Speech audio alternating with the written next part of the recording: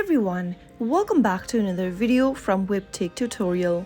In today's episode, I'm going to be showing you how to disable notifications from your Bitcoin wallet application. So without wasting much of our time, let's dive into the video. Launch openbitcoin.com application and also make sure to log into your account. Once signed into your account, go ahead and tap on the settings icon at the bottom right corner. From the settings menu, tap on App Preferences. Tap on the notification settings option and make sure to disable all the notifications that you don't want to receive by toggling off the button right next to each options. Once you disable all of the buttons, you will now not receive notifications from Bitcoin.com wallet. So that is how you can easily turn off notifications on Bitcoin.com wallet. If you found the video to be helpful, go ahead and give us a thumbs up. Don't forget to subscribe to our channel by hitting that subscribe button. Also, press on the bell icon